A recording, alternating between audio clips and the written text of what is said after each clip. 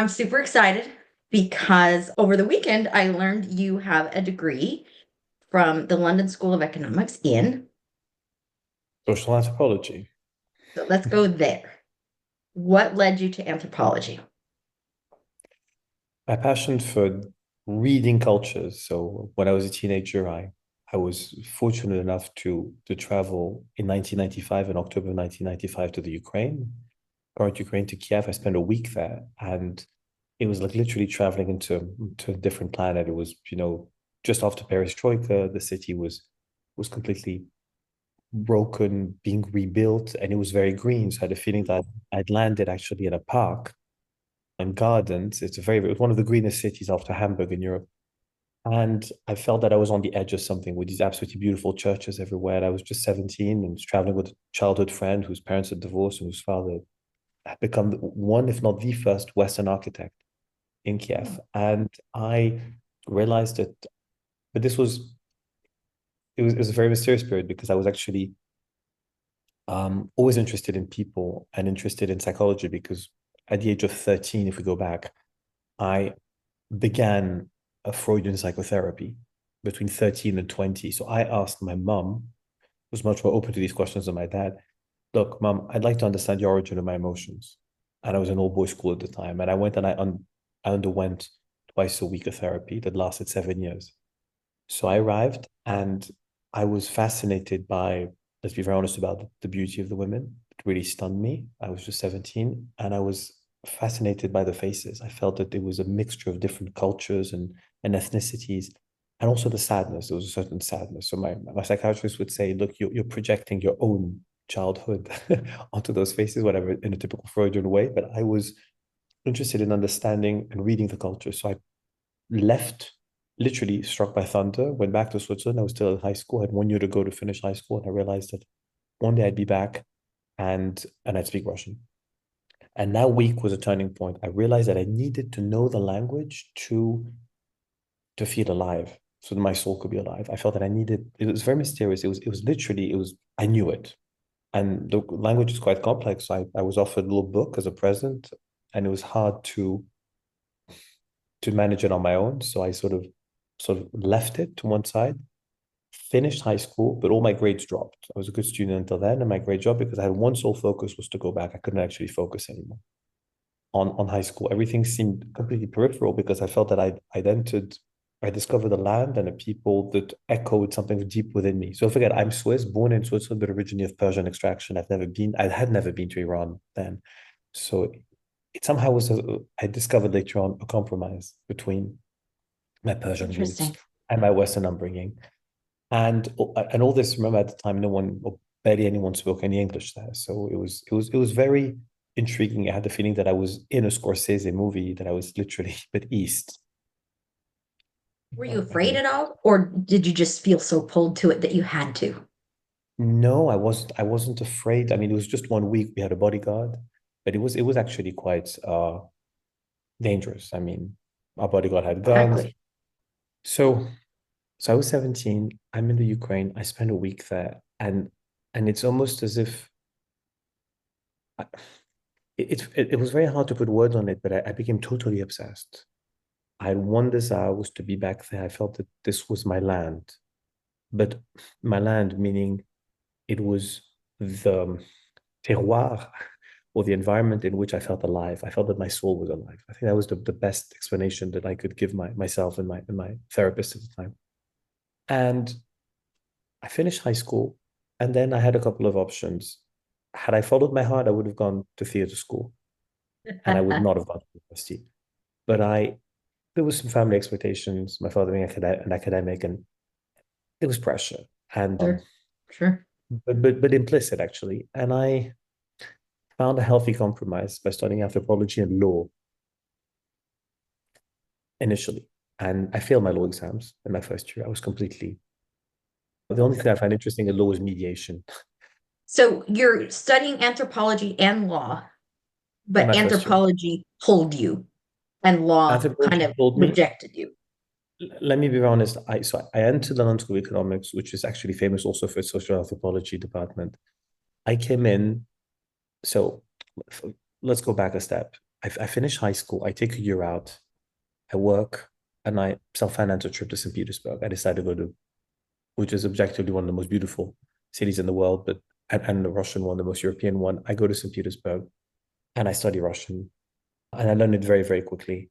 And that gave me then the possibility to go back to the Ukraine afterwards and to meet some friends I made and to communicate. I promised myself that I'd come back one day and speak in Russian with them. So I was in St. Petersburg, learned the language, and I'd already been accepted at the LSE. So I took a year out, as I mentioned, came in, arrived, couldn't be bothered studying law. And to be honest, I couldn't even be bothered to study anthropology.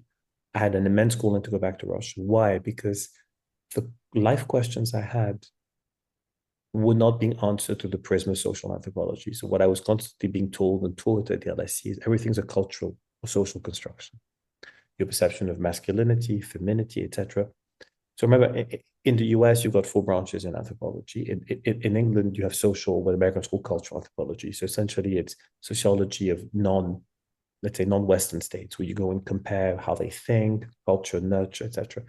A lot of it was fascinating, but it wasn't actually answering some of the key questions I had. And the questions I had at the time were, well, what are the crossroads between how does the brain function? I think at the end of the day, I was interested in the brain more than anything else, and in gender questions of masculinity, femininity, and coming out of Russia, where you had a very clear divide between men and women, biologically speaking. It was very clear. I arrived in London in the late 1990s, where there was already much more of a blur. Men looked very different than in Switzerland and let alone Russia. In other words, they appeared to me as if they were withering away like feathers, very, very fine, with a hole in the ears, with high-pitched voices, which now I would explain as, a rise of estrogens and a drop in testosterone. So in other words, many of the questions that I was having, I wasn't finding any answers for my studies. And when I was raising that in the classroom with other students, they kept telling me, look, you're culturally biased, it's a cultural construction. And I was telling them, no, it's not a cultural construction. There's a biological underpinning here. It's quite visible. Yes. I just came back from Russia with the men, it's huge, and the women are built differently. And so I realized that my interests were somewhere at the crossroads between psychology, mapping cultures, linguistics as well. And I didn't really take my studies that seriously. I took a relationship I had, a love story, very seriously with a Russian lady. And I had one wish and calling was to go back to Russia. But what was interesting was when I came to London, I met the first wave of students whose parents, generally fathers, had made money in the early 90s. And they were generally brats and they were spoiled and they were speaking the censored language. So I was essentially exposed to another Russian language. And I learned it to be able to understand them and to communicate with the youth, which I found quite fascinating. So I quickly realized that the Russian I'd learned in St. Petersburg was a literary Russian, and it had nothing to do with what the young people were, the language I was speaking in. And it was actually not a very nice language, but it's a language that I also wanted. And gradually, as I was maturing, I realized that what really lit my fire or ignited my heart and soul was to be able to communicate with different people from different walks of life in different situations and to be able to adapt swiftly to a situation where I'm speaking to a corrupt official or to an educated grandmother or to a professor from university or, to a bandit on the street. And I realized that one's ability to master the different nuances of a language gives us the possibility. It's an incredible tool. It's a tool, it's a weapon as well. So I started learning different parts of the Russian language. So let me give us a definition to work from. So I love your study of anthropology for a number of reasons. The first one is not academic. The first one is because it is an outlet that I see for you to be able to explain the world. So if we look at the definition, not the academic, just the plain old definition, this anthropology is the study of human societies, cultures, and their development. Do we agree? We do, and people. So yeah, so you said cultures, yeah. So And all of it is human. So human society, human culture, and human development. That's anthropology. I'd add a fourth one also, and individuals. In other words, and okay, So, I guess you could. okay. So as I look at your work, I am seeing that your work in medicine is actually a continuation of your anthropological 100%, studies. 100%. Because when you're faced with a patient with not only his or her own personal story, traumatic, health-wise, if I'm, approaching an American patient, a European patient, a Russian patient, an Asian patient, or a blend of all of those, my approach has to be very different. You have to adapt the way an actor adapts on stage, the way, a fine psychologist should adapt to a patient. So you have to take into consideration the person's cultural or sociocultural background. It's extremely important when Go you as far approach to the patient. say as if you do not, that would constitute malpractice. I would at least very limited practice, because I mean, how can you, in all honesty, for example, I grew up in Switzerland, originally Persian. If I'm forced to help a gentleman or a lady from China and I know nothing about their culture, it limits me in my ability to help the person. But do you Although apply automatically the culture you know into the one you don't, or do you ask the questions? I ask the questions and I apply, this is where intuition kicks in my case. I apply an ability, my some of it's acquired, a lot of it is intuitive, um, and it might be a gift and an ability to read people regardless of their cultural Well, and because yes, isn't the outward the expression of grammar. who they are a reflection of that cultural background? Not always. What it is a lot of it is a human being will express hormonal peculiarities regardless of that culture, and that's a universal backbone that annihilates or cancels out any cultural differences. So I believe that mapping a society or people through a hormonal understanding of their being, both biological and psychological, is a fascinating way of understanding the dynamics of society, because we know that we're molecules of emotions, to paraphrase Candace Perth, and if we modulate our frequency, we modulate, of course, our hormonal output. But if we modulate our hormones, we also modulate our frequencies, and we also modulate the way we think. So what I mean is that regardless of the regardless of the cultural differences that we need to take into consideration to approach the patient differently. I would say this: understanding a person who's monocultural from one culture, multicultural from a blend of various cultures, gives a practitioner such as myself the possibility of being more flexible and understanding them within the remit. I mean, in order to apply a different, more flexible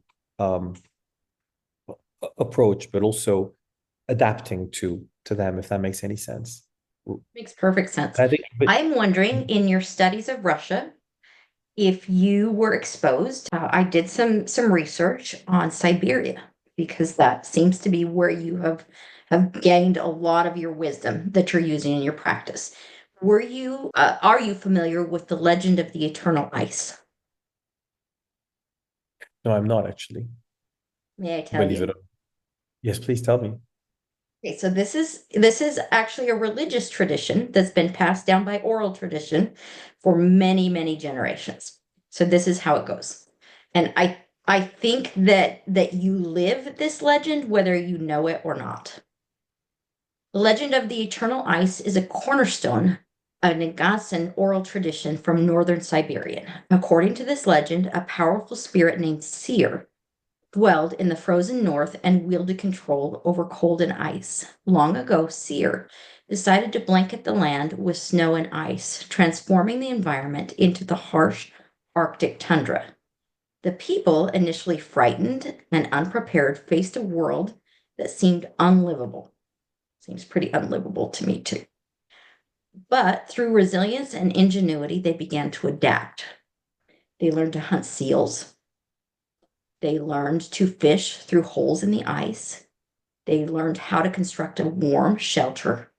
And they began to wear clothing from animal skins to protect themselves. And over many, many generations, they became experts at surviving in the tundra, and they turned all of that adversity and adverse conditions into their way of life. So when the grandmothers and the elders of the tribe teach their young, the core lesson that they teach is that change and challenge is inevitable. Bad things are going to come to us, challenges and obstacles in life. But if you keep to a tradition of resilience and adaptability, then you can learn to both survive and then thrive. Does that feel familiar to you from any of Yeah, the teachings that you've been involved in there? yes, it does, because Russia enhances one's ability to adapt. So in other words, we're completely, we're definitely between East and West. We're much closer to a sort of primordial animalistic kingdom.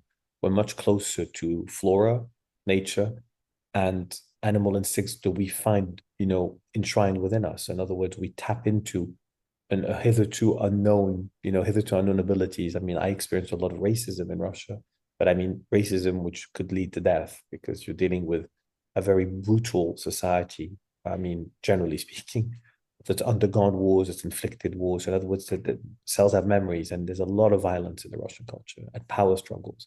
When you come from a sheltered environment in Switzerland, and albeit, with a very sort of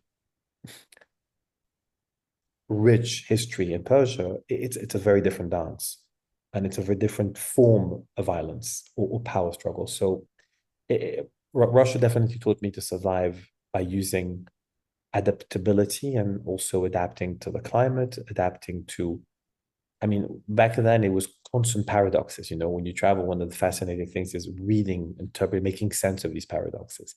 And gradually, as parts of Russia have westernized, it becomes more and more similar to many of the codes that we know in Europe. So in other words, a paradox is distilled or dissolved. And that's fascinating to see. For example, Moscow in the last 10 years, 8 years, since actually the, the Olympic Games, really, in Sochi, and it's completely changed. And so in other words, you can switch off some of those survival skills. But when you travel further out, I did to Siberia, it changes already. And then it's really what a friend of mine called the degrees of slavitude, which is very, I think, very That the beautiful. degrees of what?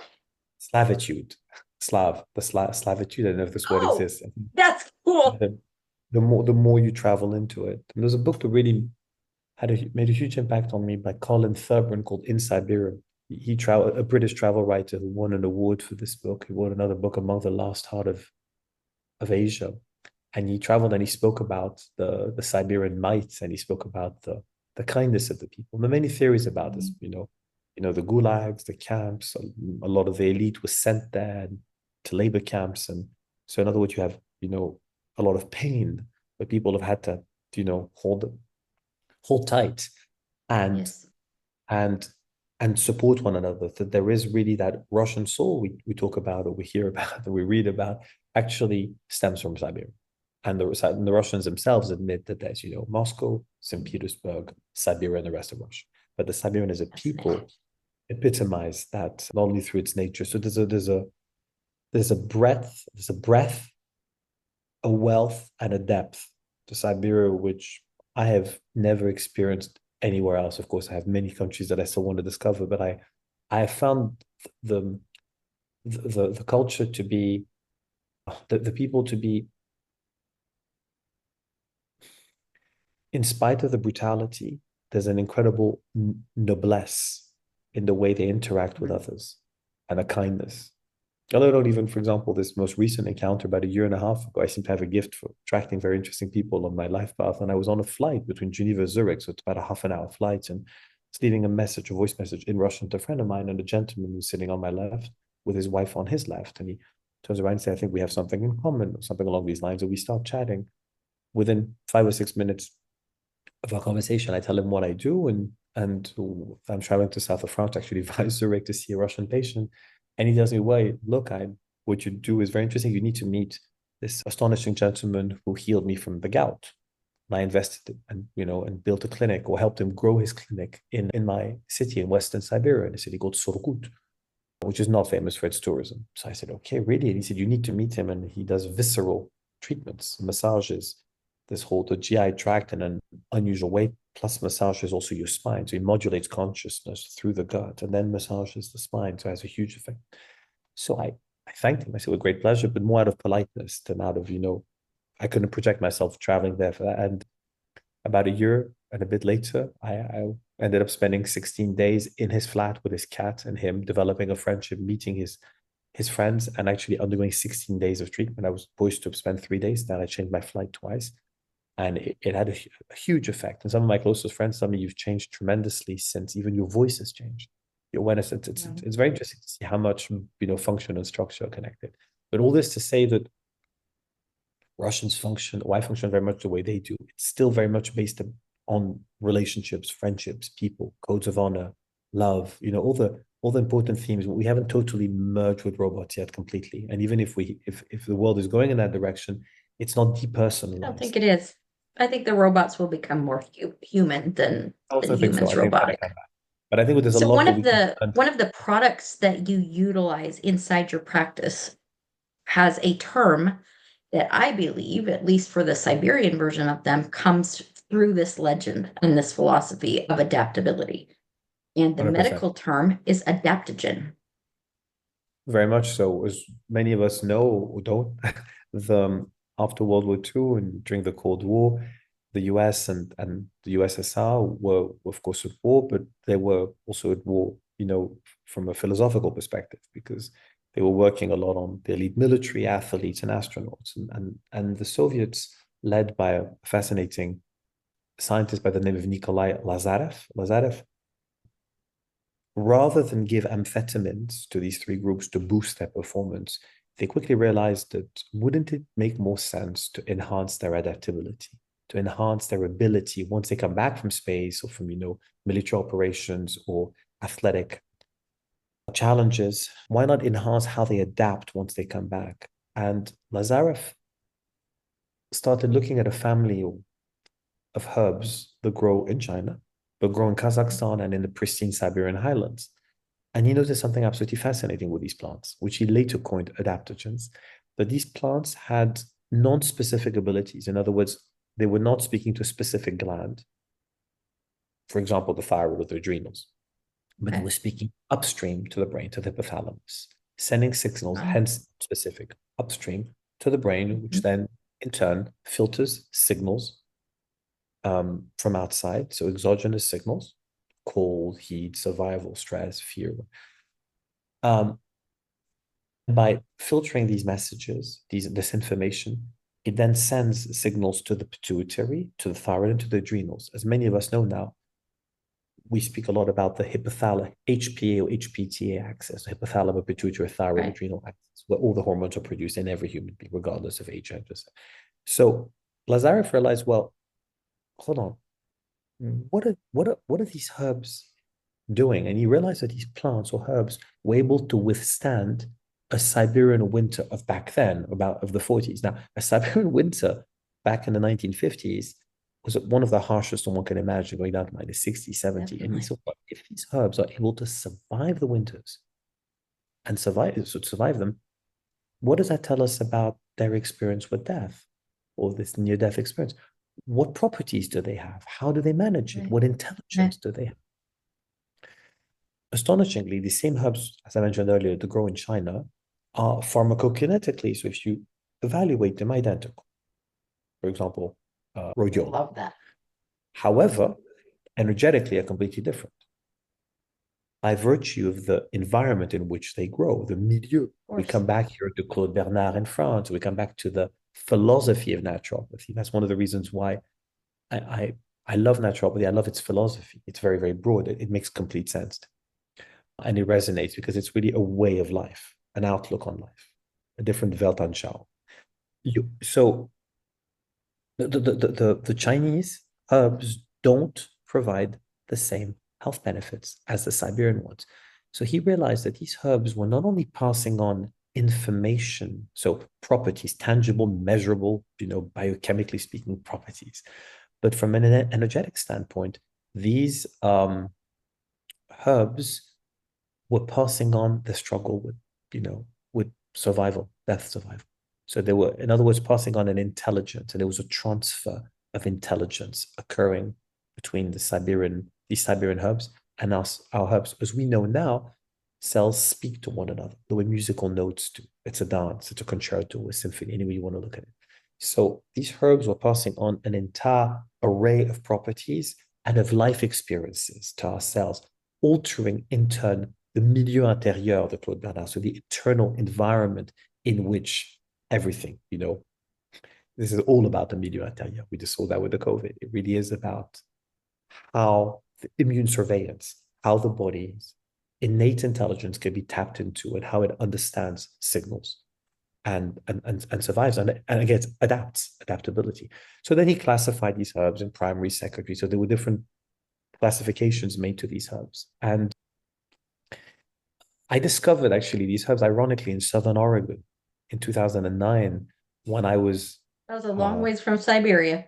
No, it is, but actually, the gentleman who's an absolutely extraordinary individual, and I hope he hears this conversation that we're having, who's a mentor and someone I really look forward to going back and visiting, Donald Yance, or Donnie Yance, who ironically is actually quite famous in the US because he's taken care of many, many people, including Martha Stewart, and he's been on the show, and he's a master herbalist, clinical nutritionist, a man with an incredible soul and knowledge, who works mainly with cancer, but not only, and personalizes cancer care to patients, working by marrying the best of Western medicine and alternative medicine. But what Donnie taught us, so I come from Russia, actually. I flew from Moscow to Ashland, Oregon for a training, a 1 week training. And day 2 on a Tuesday, I realized that I had to actually live here, be there, mentor it. And then life took its own turn, and I almost moved to Ashland, but I didn't. I stayed in Moscow, and now Ashland is actually a beautiful city, and with some of the best food, by the way, that I've ever had globally. Plus With the the soul. Shakespeare Festival. Yes, It's a very artistic city. Which lasts 8 months of the year. Do you know that? It's The Shakespeare, incredible. which is known for a festival, and is the first city where McDonald's went bankrupt, which I find quite interesting in What? the UK. I promise you. I did not know that. That's so First city where funny. McDonald's, but Starbucks was in there. I couldn't understand how could Starbucks be there, not McDonald's. But okay.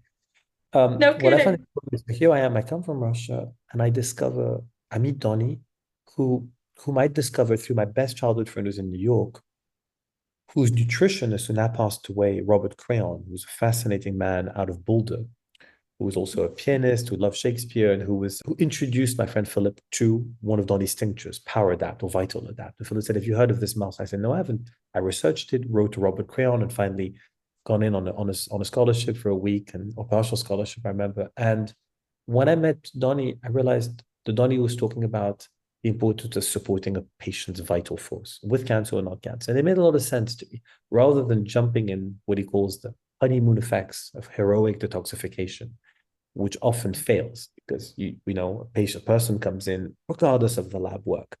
There's so much more. There's mitochondrial health, which is very hard to assess. There's traumatic health. There's transgenerational health. I mean, you name it.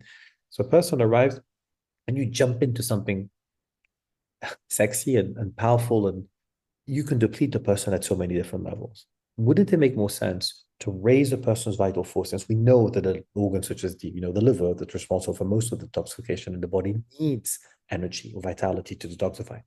And Donald was and still works by supporting the HPTA axis or HP axis with adaptogens.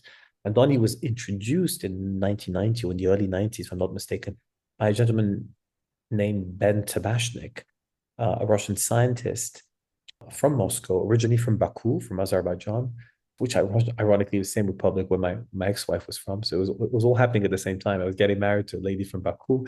I'm in Ashland, discovering Tabashnik, who fled to the US as a dissident in 1990 and translated the literature into English and became Donnie Yance's patient.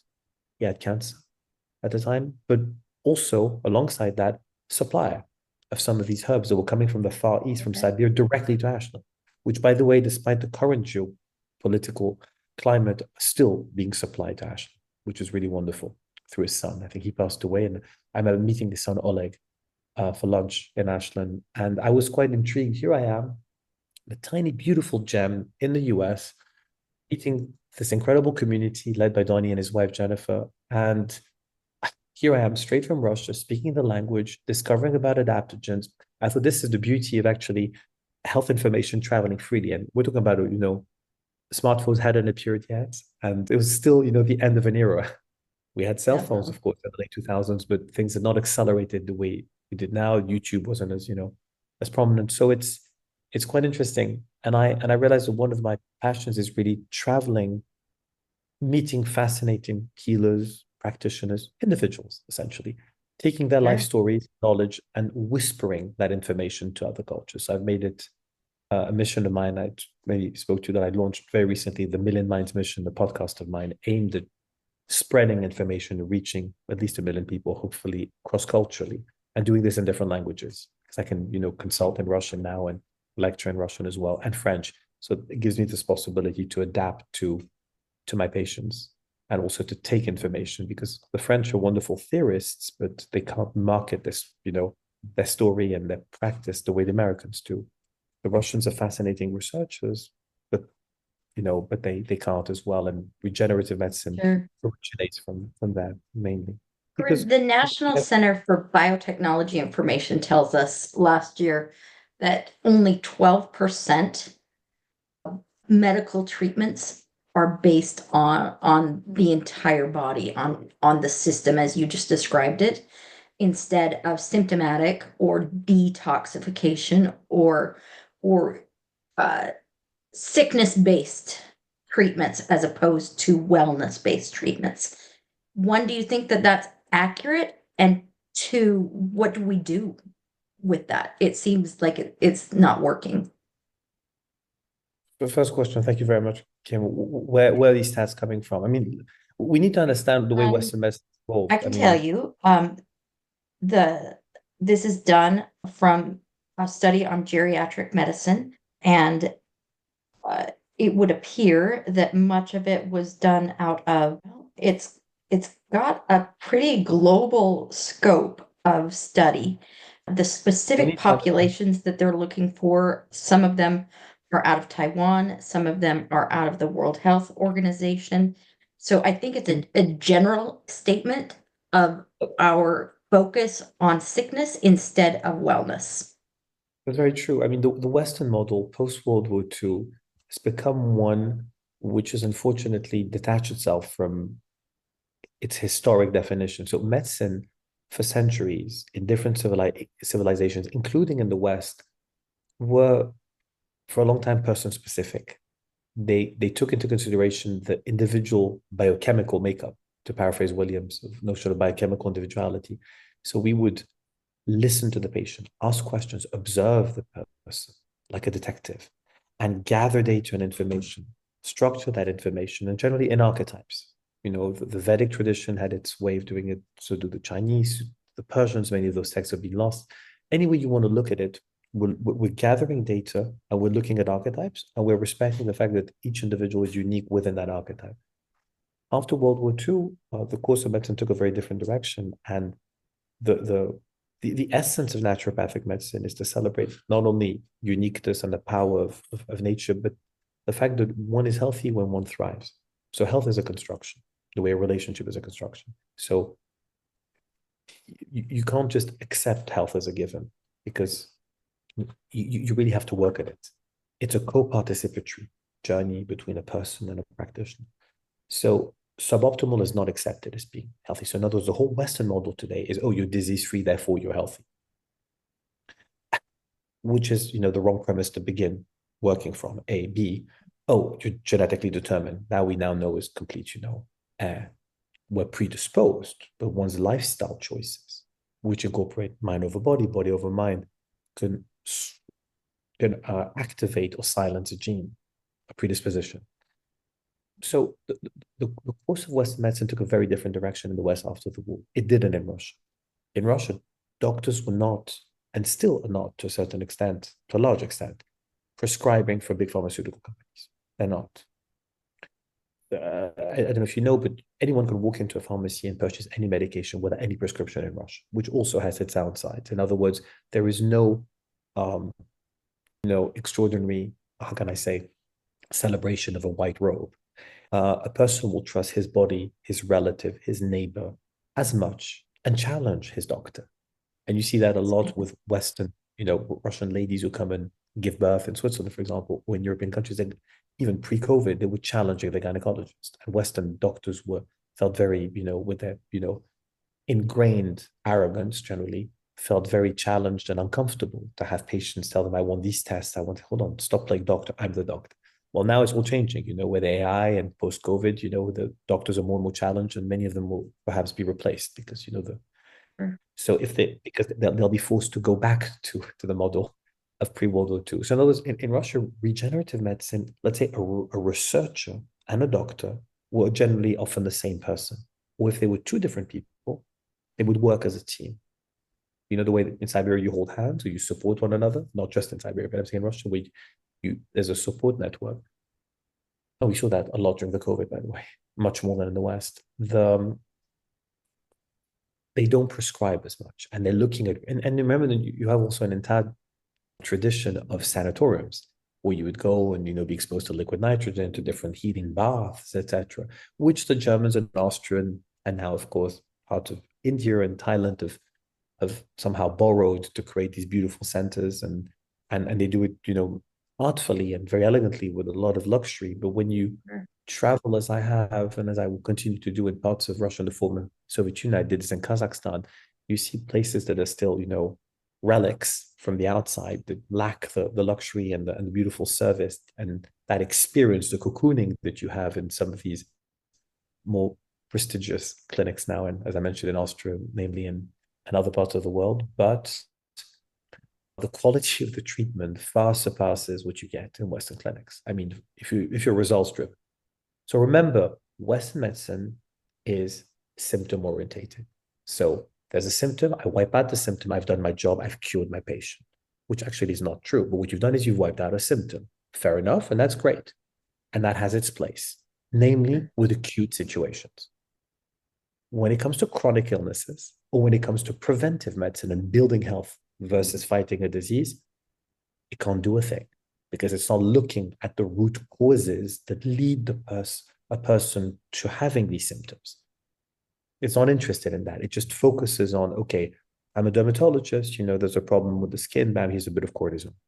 I'm a psychiatrist, not an integrative psychiatrist, here's an antidepressant pill.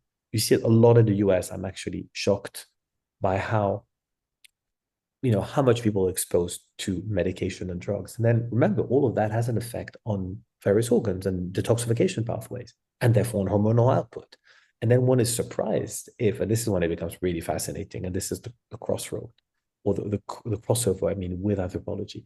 Then you see the changes in bodily structure, let alone the apparition of diseases, which are essentially names given to a variety or collection of symptoms.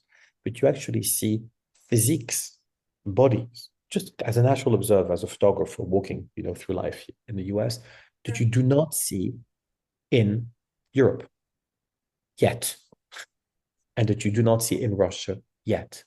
But remember when I was telling you in the 90s, I came back from St. Petersburg and I was struck. There was a very clear biological divide. I didn't see that divide in London. Today in Moscow, I see the same morphotypes, as I call it, or constitutional types that I used to see in St. Petersburg, that I used to see in London, in Moscow and St. Petersburg, but which I don't see in rural regions of Russia. So it's become, it is very interesting. It is interesting because it can be explained through the prism of, it's So in other words, the way there is a common grammar that unites us all, regardless of language, culture, race, there is also a common hormonal. Hormones are universal. Testosterone is universal. Then it can appear differently in an Asian gentleman or an Asian lady versus, an African American or versus a Slav. At the end of the day, we're all human. We're all came with the same. Correct. And if we eat certain foods, are exposed to certain EMFs, think a certain way, are unable to, and what becomes very alarming is that as this shift changes, in other words, as these shifts occur, we become hormonally depleted, we start thinking and feeling a different way. And it changes the dynamics of society. We become attracted to new things, to new people. We become more and more blurred. I call it a cellular haze. The cellular haze is actually is also a hormonal haze, and it changes the entire dynamics of how people connect to themselves, connect to others, their relationship to their bodies. And if you add on top of it trauma, because trauma has always existed, but Always. now always, and now what's accelerated, remember, it's multifaceted and multifactorial. So there are different facets and different factors. And when you put that all together, what we're observing, I actually do believe, I don't know where this is going to go with this conversation, but I do believe that we've mutated the way fish have mutated in ponds. There are more and more fish that are hermaphrodites. So there is a birth of a third biological gender. I believe that it's been at least 20, post-World War II, but it's accelerated in the last 20, 25 years. I believe that there is actually already the birth of a new gender, which is essentially this mysterious blend between what was for a long time a biological man or biological woman. I'm not judging here whether this is good or bad. I'm just saying society has changed, evolved or devolved. And when I come here to the US and I spend time here now, I'm stunned by also how disconnected people are from their bodies and their soul, how lonely people feel, and how much people then rely on all these gimmicks and gadgets to allegedly Which is connect to so other. unfortunate. So as we wrap this, I want to go back to the legend of the eternal ice and the adaptability and looking at how we can access these strategies, these pieces of information and knowledge and philosophies in ways that give us greater resiliency. So if we look historically and from an anthropological perspective, the greatest measures of wealth that we've seen sociologically are often attached to medical care.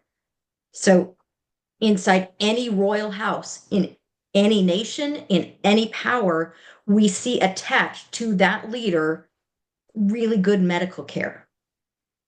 So, how do we take that access to medicine, to knowledge, to the ability to speak to the entire body, soul, spirit, mind in a way that is accessible, not just to the elite of the elite, but make it accessible so that everyone can have a slight shift into a more instinctual way of being.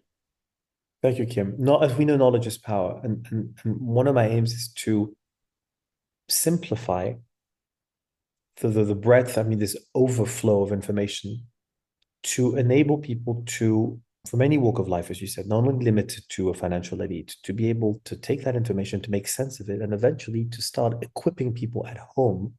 And this may be one of the beauty of this, as you said, let me embrace this word, which I don't really like very much, biohacking, but let's just say that it's regenerative medicine in its modern sort of, with its modern flair.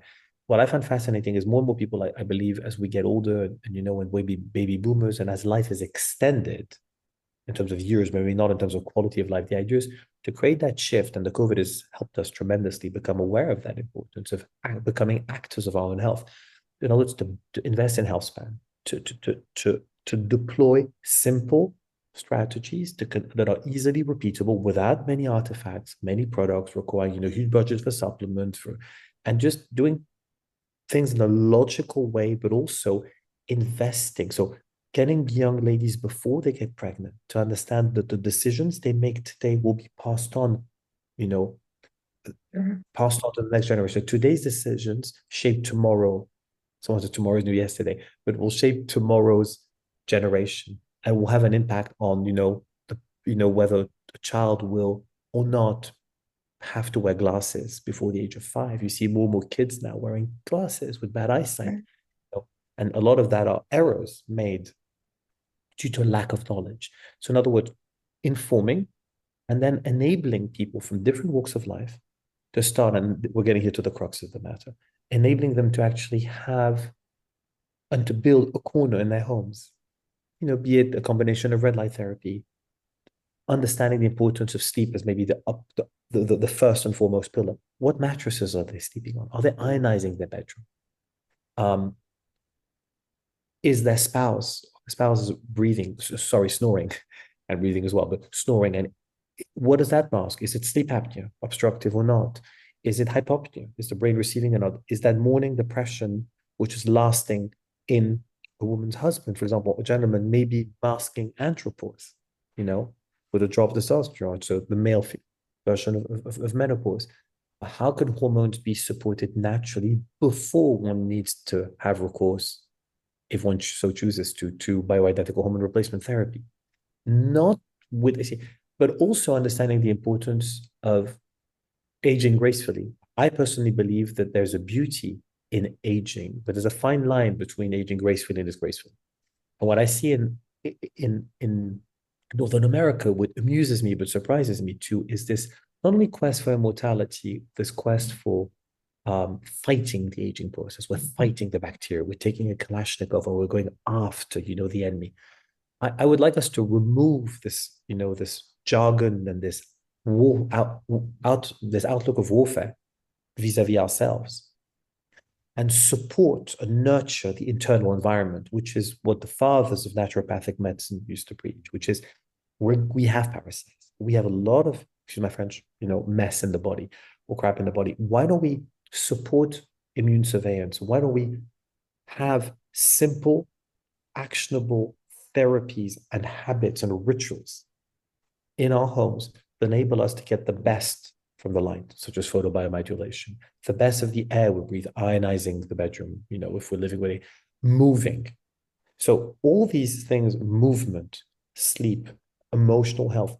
Why don't we also talk about our souls? We talk about movement and building our bodies. We talk about training our brains the way we train a muscle. What about training our soul and our spirit? What about including more music? What about the discipline of getting our kids to practice martial arts? Even if they're not diagnosed with ADD or ADHD, why not get them to understand the importance of, so in other words, and a lot of this can be even done, less privileged families. So I believe I believe the biggest message of this biohacking community is, hey, take charge of your health, become an actor, and have a participatory approach, the way Malinowski did in anthropology, where he took 19th century anthropology, armchair anthropologists, where Brits were sitting down and talking about African nations, to going, studying the Trobanis and living with them and becoming native, going native, which is a bit what I did in Russia. And a lot of it you learn, and that's where university made no sense to me, because I realized that, pardon my French, it was intellectual. Okay, it was essentially just, I didn't want to feed my intellect. I wanted to live it and to feel it, because I felt that, I was actually, all the classifications I was learning in my textbook made no sense, because in real life, it's like, for example, learning a martial art theoretically and then surviving on the street. You'd have to learn, and that's really the best school of life. So I see the future of medicine as one where, as we get older, we should, the younger the earlier we begin investing in prevention, the more quality of life we add to our years. And if we begin also by implementing in our homes, as I said, a corner, as well as ritual and teaching in a collaborative way and in a participatory way, to become not obsessed, not dogmatic with any form of diet, embracing their vices as well, but understanding, hey, what does that mean if I want sweets all the time? What does that mean if I'm not sleep? What does it mean if I'm grumpy in the morning? What is it? And also managing technology, of course, because right now that's one of the biggest challenges with our children. For those of us who have kids, is having specific windows open for them where they're not sucked into it too much. It's very hard, but it actually it's doable. So I think that's the future of it. And So if also, you were to give a happily ever after message, a moral of the story as you look at your career, and if we make an assumption that the heroes that you serve through your practice, through your knowledge, through your ongoing learning and discovery as a detective, so let's label those that you serve as the heroes of your story, individuals that can come to a space where they embrace the eternality of their own system. What would that message be? What would you, in a very succinct package, Forbes just released last month that 73% of consumers find this type of healthcare completely overwhelming. They look at it with glazed eyes. They look at it, oh, there's just too much. And they go into a state of dissonance, of cognitive dissonance, where they freeze. So, in a very, very succinct statement, speak to those consumers, those humans that would benefit from this ideology. you mean describe a ritual? No, I mean, give us a moral of this story, a lesson, a platitude, like the legend of the eternal ice, where they the core lesson that is constantly teached Celebrate, is go ahead. celebrate vitality. Don't accept being suboptimal. You have deep within you the resources to thrive. So discover how to thrive, and it's within reach. That's one way of putting it. Another way of putting it is, so it's really thriving rather than surviving. Because what's the point of living 20, 30 extra years in pain? It makes no sense to me. I prefer the Russian approach of, living life to the fullest and, and then let God decide when my time's up. But living life to the fullest doesn't automatically means drinking liters of vodka. And that's what the Russians are discovering now. You can actually embrace yoga, Pilates, movement. What I believe Succinct. is, Give me this succinct so that it doesn't glaze anyone over. No the background. success is Deep. celebrate vitality, discover how to thrive, um, discover simple, actionable steps that can be implemented through a routine or new rituals, new daily habits, as well as simple artifacts that you can have in your own home, which are generally affordable and becoming more and more affordable, that can change the quality of your sleep, the quality of your emotional health, the quality of your digestion, the quality uh how to balance your hormones naturally, and how to meet your new brain, as I call it. Do you think, I've been thinking about this a lot. Do you think regenerative health is a misnomer? Is it possible that we've mislabeled what the body is doing? Is doing or can be able to. No, I mean, regenerative health is essentially Would be you. a repeat, not a newness. So if we embrace the philosophy you shared about growing older and embracing the wisdom and the lessons and the powers, maybe we need to coin a new phrase. Maybe it is not Well, or it's very interesting. I have to think about this one, but I mean, regenerative medicine for me doesn't sound, at least to my mind, as anti-aging medicine. So we're not fighting a process. We're regenerating circuits, physical and psychological. But it can be vitality. I love the word vitality. I think it encapsulates the core of naturopathic. Um, again, So I if we repeat, look at the meaning of the prefix re, the meaning of re again, is to return to prior. So do we want to go back or do we want to, maybe it's pro-generative? I was actually thinking about the same prefix. Um, I haven't heard that before describing medicine of you. no, I've never heard progenerative. Progenerative could be another way of looking at a regenerative, but hologenerative, I like the notion of hologram. I think really, but again, that's maybe too conceptual. Regenerative because our forebears generally thrived. They lived less long in numerable, but they thrived. And don't forget, we were out in nature, eating what we could eat. We would, undergo various forms of hunger. We would eat. Um, I The beauty of definitely, anthropology is you get to study the past in order to create a new future. that's So, very true. I mean, we talk about standing on the shoulders of giants. So let's assume we're standing on the shoulders of all of these giants in medicine, giants in health, giants in wellness that you've studied and learned from. Let's stand on their shoulders. What's the next view? Because I really don't think regenerative is the right word. I don't think it meets the definition of what you're talking about. Vitalistic health. I think Okay, vitality maybe, but it could be a better word I can think about. I mean, an expression that comes to me think that I that repeat often through. is a journey into oneness. That sounds a bit too conceptual, but the idea of connecting the dots, if that can be Yeah. you, journey into or aging gracefully. I really do believe that this fear of aging should be, removed from our minds. In other words, wisdom comes with age, but wisdom also comes with a slight hormonal depletion. Now, I'm a great believer, it's very true. I mean, when testosterone and growth hormone and some of these hormones drop, they give place, and these are parts of the cycles of life, to a raise in estrogen. So it's all about the balance among the hormones. It's a concerto. So trying to, and they're very, very complex loops.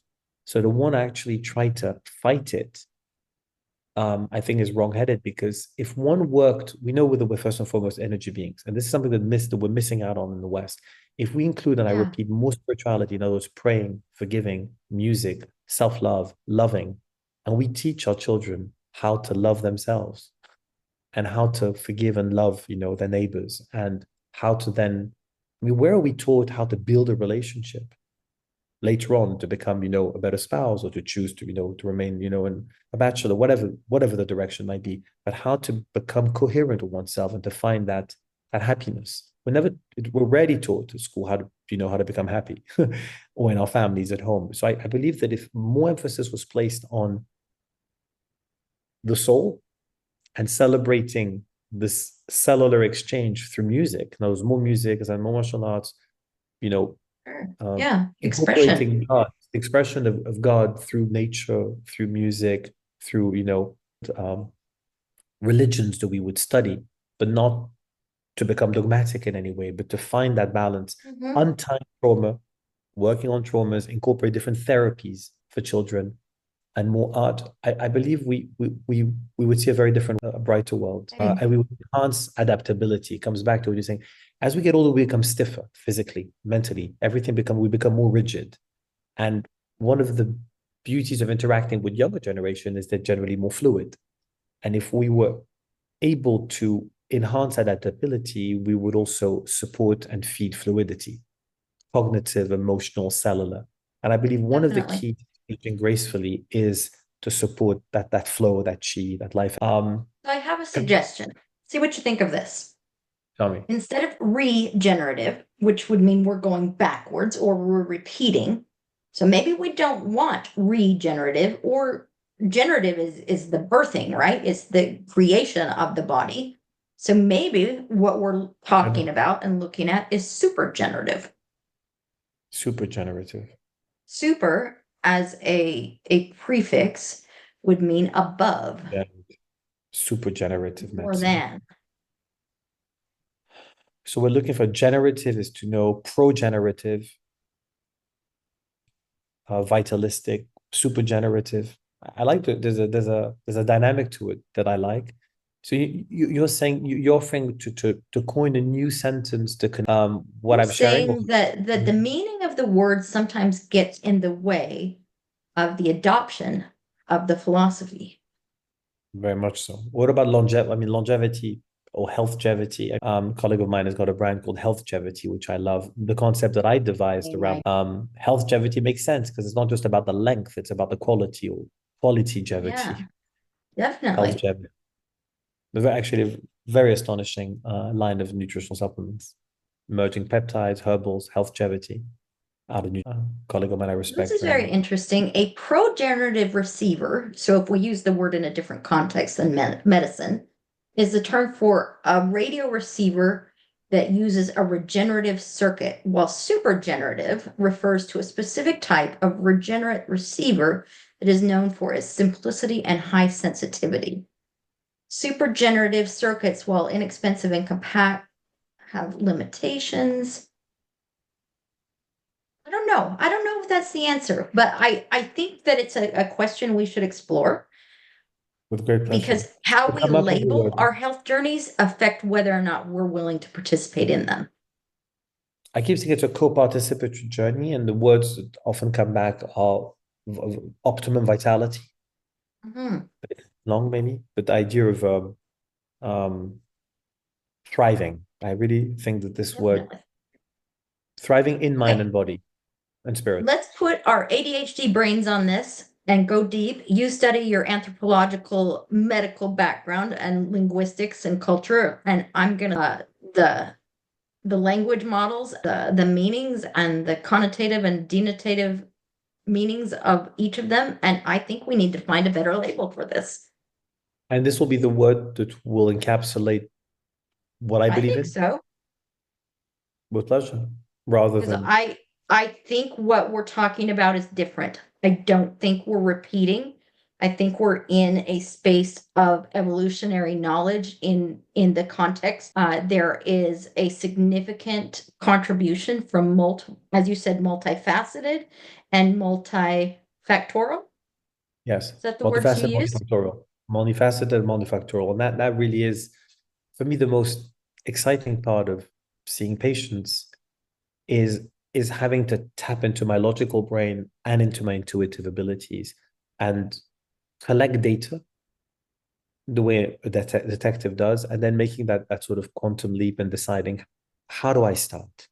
Am I more authoritarian? Am I more forgiving? Am I Yeah. how much support do I give? Do I start? And right now I start with sleep and supporting mitochondrial health, as you know, through interval hypoxic training to change the terrain. And then I come in when applicable, if necessary, if the budget allows it, with different, more tangible therapies, such as, but generally, Sure, when that sure. shift occurs at a deeper level, a person will endorse and accept a new diet, a new way of living, because he or she will become guided by a new compass. That's really what's fascinating. Yeah. Um, Let's play with that. okay. That's our homework. Co-participatory, collaborative. There's some very interesting words there. Idea of So just to participatory. throw one, the use of the word path, the suffix path and pathy in it is that, so I mentioned that statistic of 12% of medicine is not based on symptoms. And that's a very, very small percentage. But if we look at even the labeling of what we hope to be the innovation, pathy denotes a disorder involving a particular organ, tissue, or biochemical constituent of the body. So if we are naturopaths, are we studying natural health and wellness, or are we studying natural disorders? I think based on both of our histories, that misnomer is a damaging construct. It is. It's a word that's very hard to define naturopathy because there's so many, but it is actually a misnomer. I agree. So let's come up with a better word that encapsulates what I've just, let's say, my philosophy in the last 20 years. I'm going to put, as you said, my DD or ADHD brain to this. So Yeah, yeah, do you understand? I mean, what I think what's really interesting is that in this field, many people come to aspects of this field through personal trauma, through illness, through of loved course. ones being ill. So it's a journey. Mine was someone very close to me who got very ill, and my willingness to conquer, meet my brain without taking Ritalin. I, and I and I Sure, and I and I first was interested in for many years in the relationship between the gut and the brain and how food and mood and focus and all this work, but up to a point. Then of course, as I got biologically older, my hormones started dropping. So many sure, of the results I was achieving 20 years ago became harder because you have to support thyroid function, adrenal, so that, and you need extra help. And then instead of just, swallowing, more and more pills and tinctures, I realized when I had this odyssey with my COVID 4 years ago that what made more sense was, and I think this is something I want to share with you. I was saved with cortisone, with 60 milligrams of dexamethasone, not with natural medicine. No IVs worked. Ivermectin was barely, entering the stage. And yeah, then I thought to myself when I came out of it, and then I went back to Russia looking for hyperbaric chamber. It was hard to have access to 4 years ago in Switzerland, believe it or not. And I discovered interval hypoxic training, and that got me out of the woods 14 sessions later. I was, hold on. And if we dissolved this divide between allopathic Western medicine, symptom based, yes, and all the alternative medicines, let's say, that work right. well with chronic illnesses, and we just look at health as a situation. That's the first image that came to me. So it's situational. And an honest practitioner, be it an MD, an ND, whatever the title, needs to have the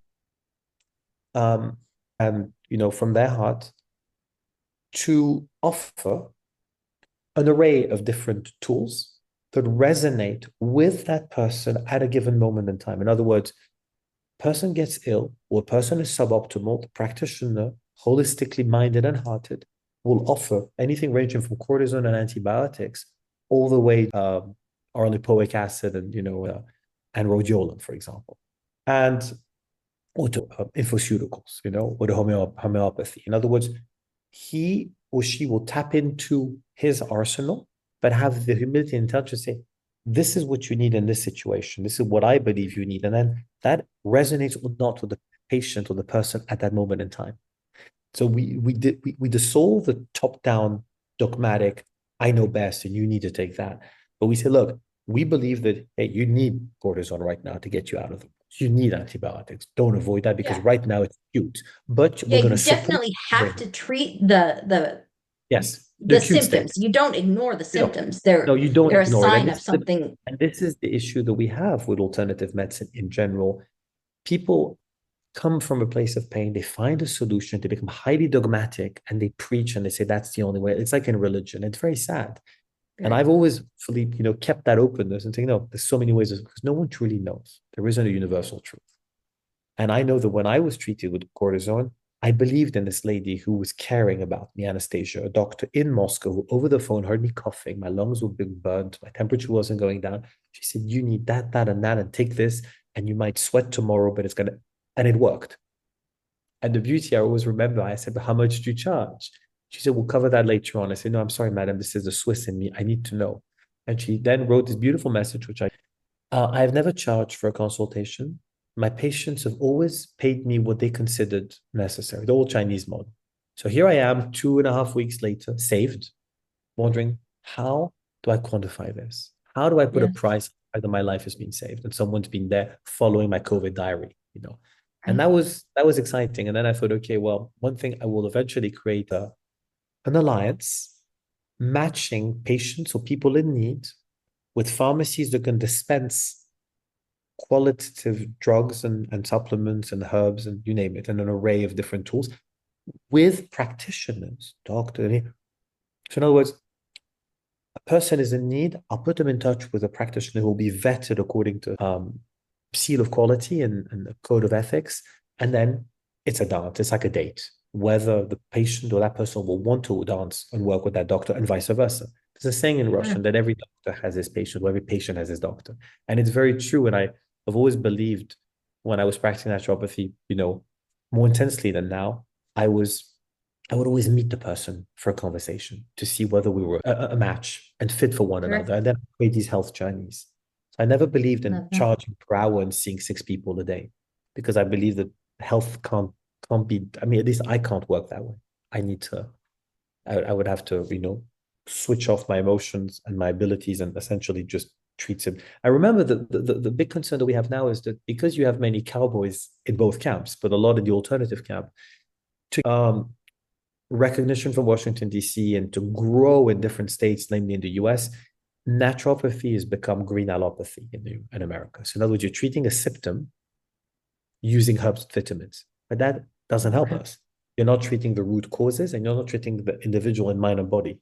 Or to come up with a very long winded word, psychoneuroimmunoendocrinology. There's a field that's growing now where you're connecting dots. You're looking at how the mind affects our hormones, our immune system. You look at it through You've had a lot of influence with a lot of clients that have been very gracious in their gratitude towards. I feel those people should have a say in how you label what you. I think we agree that the suffix pathy, a study of sickness, is not an applicable label. So maybe what we can do is create a list of choices and do some boots on the ground research with the people that have experienced this kind of a wellness mentality and this kind of a journey with you. And let's find a better description and label so that it becomes more available, it becomes more palatable to someone. All right, so Thanks. let's think through what kind of options we could give as far as an appropriate label that would intuitively and logically, intellectually make sense to the wider heroic market that you'd like to serve. Do I need to come up with this now? No, no, Okay, I have to I think. think Okay, I I think understand. that's our challenge To is come how up, do we label right, this so that it feels right? 100%. Other than naturopathy, I've never really liked the word, to be honest. I hate the word. I Yeah, hate I the word. The study of the nature of illness. no. It's let me think a better consciousness based. I think that was also something very interesting as Mhm. the model, but situational based, because for me, there is no more divide between Western and alternative. There's a Yeah, situation, I and you have don't the think that inhabitants. that's the right label either. The truth, the Western world has many contributions to medicine that we all rely. Even ancient Indian Mhm, medicines, mhm, Native mhm, American medicines. There's so much mhm. to be learned from any culture. So I don't think it's a geographic label that we're looking for. Not a geographical label. No. No, it's not. That's not applicable. So I had asked you to repeat the I think you had four labels attached to endocrinology. What were those? Psychoneuroimmunoendocrinology. It's a very long word. Psycho, It's one word. neuro. I know, but it's Psychoneuroimmunoendocrinology. pieces of different studies of medicine. Yes. Psycho, neuro, Neuroimmunoendocrinology. immuno, endocrinology. Say it again. Psychoneuroimmunoendocrinology. Okay, so take it apart. What do those four elements come together to mean? Mind body medicine. Okay, so how can we Or create mind a spirit body. label? Okay. Let me think about this. Yeah. And One word? One word or two words? Yeah. Because vitality is more about energy. This is really about feeding the different elements. I don't want to limit you necessarily in the words, but it should be a Mhm, word or a phrase that is simple, mhm, that is very easy to adopt into mhm, everyday vocabulary, that is universally palatable, makes somebody want to do it. So mhm. we know from our study of the brain, from neuroscience, we know that the brain reacts differently to demand sequences, right? So Yes. as people with ADHD, we know about the defiance disorder. Like if you tell me, Kim, you are going to do this, this, and this, there's almost a 100% guarantee that I am not going to do this, this, or that. Same for 100%. you? Yes. Same for me. Okay. So if we assume that the masses out there are tired of being told to treat their body like a disgusting, toxic entity, let's make that assumption. The research backs it that we need a new perspective, a new lens to look at health through. That in all reality is not new. It's actually It's a ancient. new, it's a new word. Okay, let me come up with a. I like the notion of hologram. Tell me I about speak. that.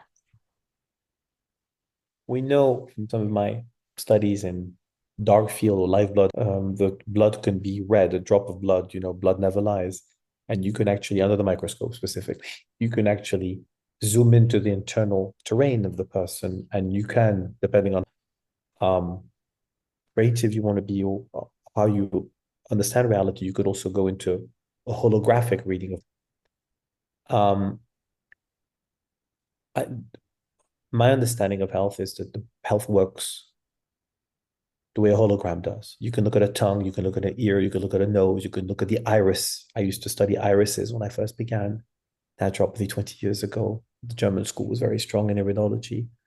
And any viewfinder you use, essentially you've got the organs mapped there. And then I got, as you know, very interested in reading a body, looking at a person's body, or morphotype, as I call it, and looking at how it expresses different. I repeat myself, your hormonal blueprint of a person, which speaks directly to their psychology.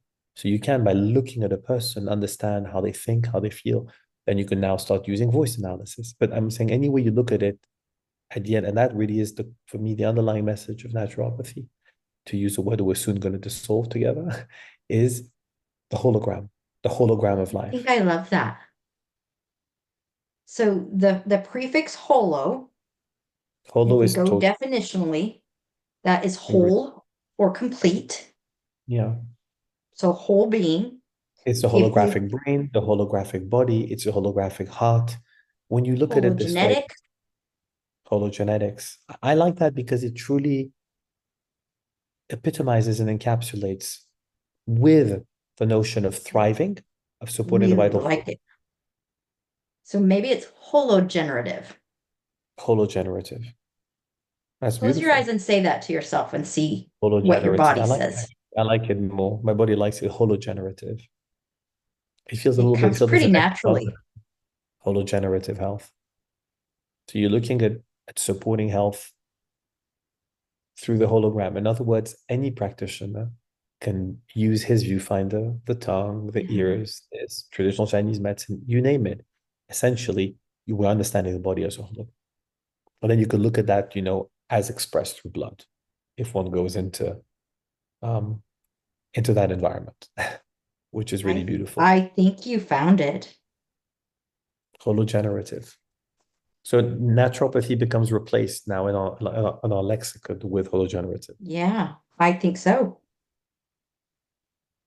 So generative, the meaning of generative is having the power or function of generating Mhm. or originating, producing or reproducing. So hologenerative would be three-dimensional, four-dimensional, dimensional, and of the Not whole. dimensional. What? Sorry, not dimensional. No, dimension. I was being a little bit tactful. That's all Okay. right. No. I'm Holo, I'm all about it. So it would be your multifaceted, factorial. multifactorial would be embedded inside of the word holo, correct? Correct. The As prefix well would as encompass that. it would encompass that, as well as mind, spirit, body, as well as thriving rather than surviving, as well as supporting one's vital force, spirit, and essence, to come back to Donnie's proactive, participatory, collaborative. All of it. That's all of it. It is all of it. The milieu intérieur, the internal milieu or environment, support the terrain medicine. Why do I love understanding health the way the Russians do as an adaptogen, or supporting health the way by enhancing adaptation? We support an array of different mechanisms in the body that enable us to adapt. Remember the notion, we talk a lot about homeostasis, yes? Supporting the balance, the equilibrium. We don't speak enough about allostasis. Allostasis essentially means supporting the body in the face of change. But it's not just a body, it's a mind and body. I like this notion of allostasis because Me too. everything is in flux. We're never acid or alkaline. Never. Okay, so we've got hologenerative medicine that addresses allostasis. Correct. And supports adaptation, enhances adaptation, Isn't that the supports meaning of fluidity. I like the notion of allostasis? fluidity, allostasis. So, in other words, how to embrace your vices, and how to embrace life and nurture that inner compass. Let's do that. Let's do that. Where Give do it we to me in a start? sentence. Like, how would you present your work and label it as hologenerative? Hologenerative, hologenerative medicine, um, or a holographic understanding of health that celebrates a journey into oneness, uniting mind, spirit, and body, that emphasizes thriving instead of surviving, and that celebrates the importance of nurturing allostasis. In other words, how does one adapt in the face of change, as well as cellular fluidity? You like this as much as I do? I do. I hope my definition makes sense. It makes perfect sense. And it's easy. Mm-hmm. You could say that to someone and they would be able to understand what you do without 50 years of history, which is really cool and fun and interesting, but should not be a prerequisite to understanding what you do. No, it shouldn't. That's the whole point. It's intelligent Why do you think medicine. nobody's calling it that already? I don't know, people haven't thought about the hologram that way. I think people, it takes time for people. Remember the word anti-aging was on everyone's lips since early. Yeah, and I've never liked that either. It's No, anti is no, against. it's against, and you're not going against it. Remember, this is maybe where the West, because it lacks truly deeply spirituality, is not understanding that every cycle of life, every season of life comes with its flavor and its magic. And the It's beauty beauty. of nurturing wisdom is that you also, by nurturing wisdom, you feed a healthier body by growing at a, I mean, you grow younger, you grow older younger somehow.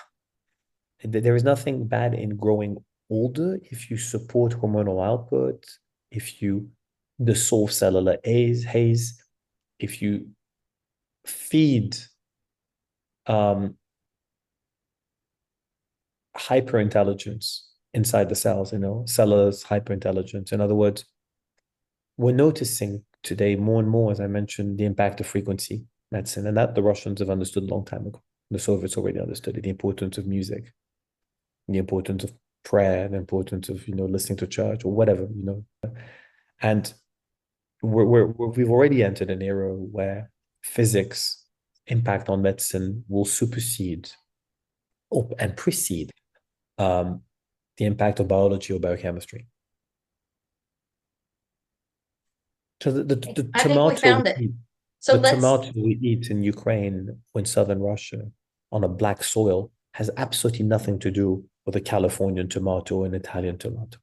It's still a tomato, but the soil is different. Mendeleev's table of elements is represented differently, and also the of course, the the energetics are completely different. So, in other words, wouldn't it be interesting to look at health through the transfer of soil and soil's intelligence into ourselves? Because since we're intimately connected to for sure.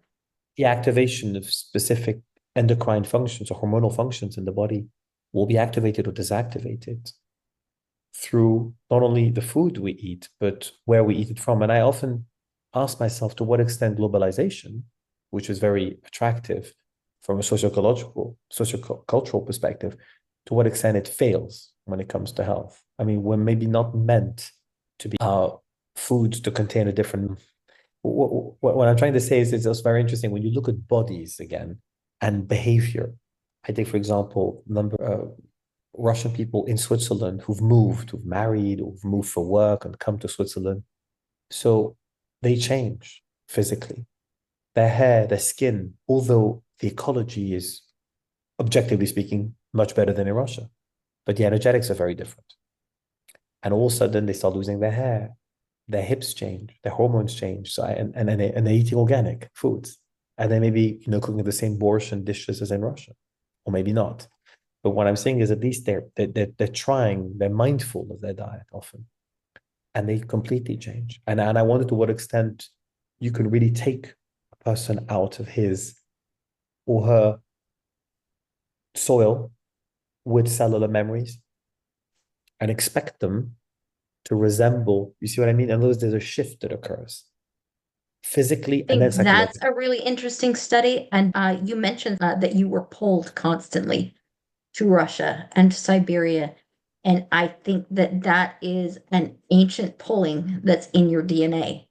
I That, did a study and I seem to be Siberian on my mother's side, but it's there. I oh, mean, interesting. But I agree with you. I think that there's so many variables that come into play in it's very any complex. system. There's unlimited variables, and we can And only universalize so much of it. And one of my friends who speaks also Russian, Swiss gentleman who currently is based in Lisbon, he once told me, Karim, remember, he also went to the Ukraine and I visited him about 10, 12 years ago. He said, remember, I was living in this, in this shabby flat, and I was spending a few months there. And I don't know what I was eating really, because he doesn't pay as much attention as many of us. His dad always, got strong Swiss genetics. And he said, look, but I've never been as healthy because my soul was happy. I was communicating with you. And this is the challenge when you go to Russia. You're, of course, in a different setting. It's more polluted. You have less control over your food, although, food has become very, very tasty and is very nutrient rich, but it's also, toxin rich, depending on where you eat it. So you get everything. You get the good, the bad, and the ugly. But you're alive. Your soul's alive. And that is something which, for example, you don't have in Switzerland. Your soul is switched off. You're retired. You're basically everyone's retired. So that actually also has a huge effect on health because you're on autopilot and parts of the brain are switched off. America, in some ways, despite many of its fragilities and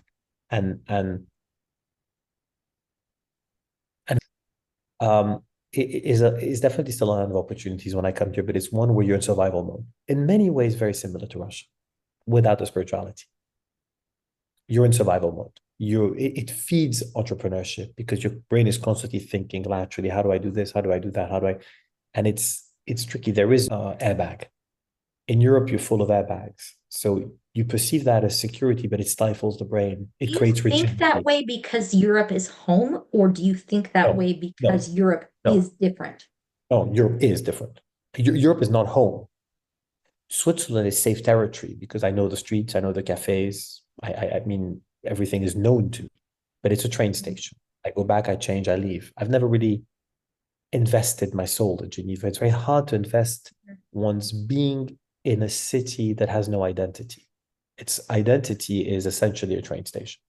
I mean, it's a very dark place, as we know, with Davos and World Health Organization. It's a place, famous and notorious for its, dirty money. So it's not a city that's, artistically very developed, no architecturally very beautiful. It's a beautiful country, but it's sterile. Even nature is different. I remember going for walks in the northern Caucasus with my wife at the time, and what was absolutely extraordinary is the connection to the stars, the sheep going.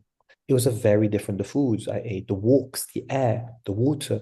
It felt very, very different than anything you see in Switzerland. Switzerland is visually beautiful, but it's sterile, and it doesn't have that that breadth and that intensity that you have, for example, even in Moscow's countryside, which is so different. Now, even the Russians, when they come, it's also very interesting to look at it this way. When they come to Switzerland, they're reassured. It's stable. It's got its virtues, but the brain again to enhance adaptability, you need contrast. It's contrasts. Wait, I think that's it. I think that when we look at this as a hologenerative experience, you have to have different inputs to get different outputs. 100%. So So you surprise. I call Switzerland it cellular became surprise. your sterile environment. But to a Russian coming to Switzerland, that's not the sterile, it's where It's they are. exotic. It's exotic for a while. It's calming. It's soothing. It's structuring. It's reassuring. It's great to raise kids there on one level. But then gradually, when the kids grow up, for them not to fall into that semi-retired mode, in their cellular hyperintelligence and memories, they've always been in survival mode. So it's relaxing for certain glands and hormones in the body, but it's stifling and crippling. It cripples you on a different level. So many Russians fall into depression or end up having to move back, or they raise their kids. A friend of mine actually is raising his son in Switzerland, Siberian gentleman I met on the plane, to wake up at the crack of dawn to work for him remotely from Geneva when he's in Siberia, and then to go to university. So to develop that hunger. So the one day, if he so chooses to, he can go back to Siberia and take over what his father's built, or not. But at least he gives them those skills. And I think that when you're cocooned in the West, Switzerland is particularly, unusual because we're very privileged with, many, insurances for this, insurances for that. So it really depends what makes us happy.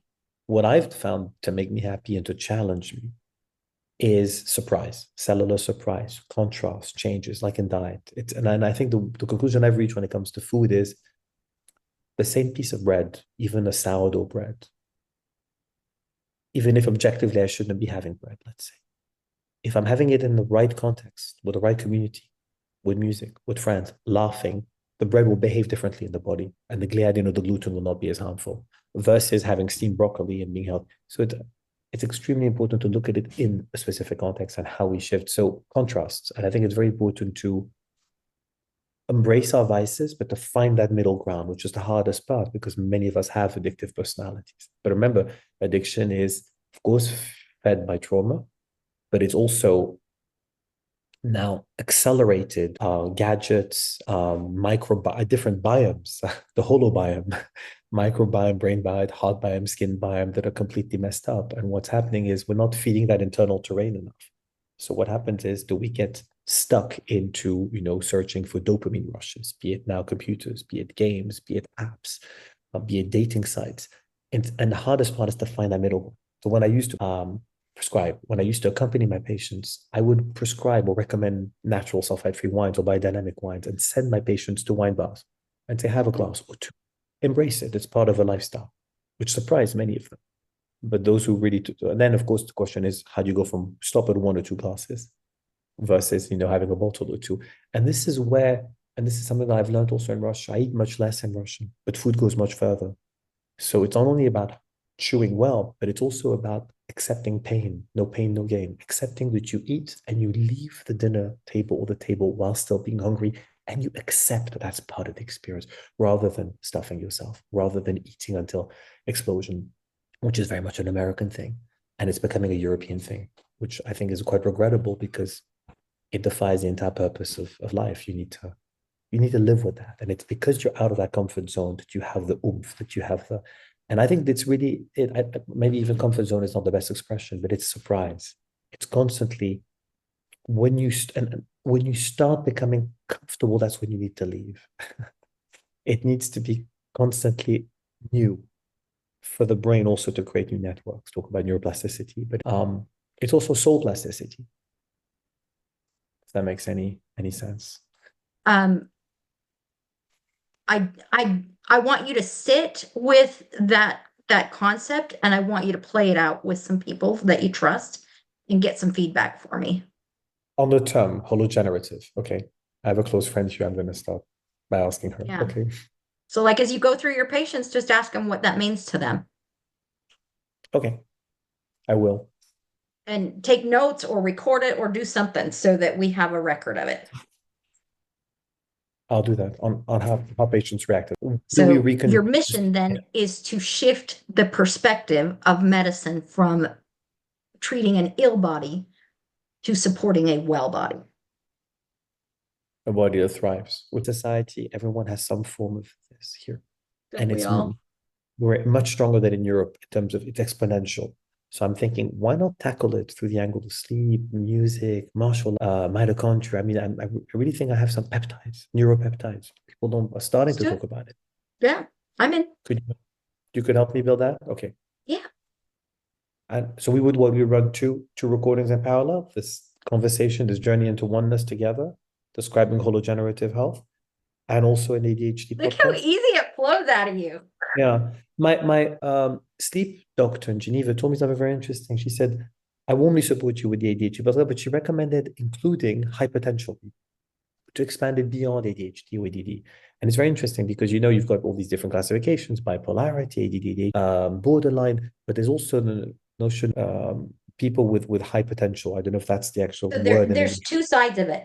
The ADHD ADD is the same description that we're criticizing for neuropathy and that's the whole journey of hologenerative instead of regenerative, so we're shifting the language so that the language projects a feeling and a momentum that's positive. So what she's talking to you about is what I would support, which is high performing people and highly sensitive people. Those are two categories of strength that we don't pay attention to. We treat the problem in the middle. The problem in the middle is just a label for super high performers and super sensitive people. I completely agree. So if we could address them. You give away your best wisdom. You give away your soul. Like for me to be part of it, so this is the caution that I give people before I work with them. You have to be authentic. You have to have a heroic target market that you serve and that you're committed to. You can't be the me. No. You can't be, this is all about me and I am the savior of mankind. Or I can't work with you. I just can't. I don't think I'm like that. No, I don't come across like that. I wouldn't be working with you if you were. Okay. If that's a measurement, I would not be here. No, okay. And you gauge that in that first. The reason that I give this caution is because when I work with someone, I deep dive into their truth. into who they are, why they are, where they are, and who they're serving. And if I deep dive, there will be an amplification of that. If you know in advance that you're a fraud or you're doing something that is out of integrity, then all I'm going to do when I deep dive into who you are and I see you, that's an ADHD superpower, right? Seeing people. Like I see people and I see No, no, I them get it. deeply. Yeah. But don't ask me to do that if you don't want me to see you. Does that No, make I'd love sense? you. I'd love you to see. Yes. So I shared the legend of the eternal Right. ice. That is a Right. story that has lasted hundreds and thousands of years, passed by oral tradition. And this is a survival storytelling model. So that lesson, the moral of that story was something that was so critical for survival of the culture that it's been passed down over and over and over again. So our saying is everyone has a story, you become legend. To be a legend, you have to be telling a story that means the difference between life and death for someone, between happiness and sadness, fulfillment and devastation.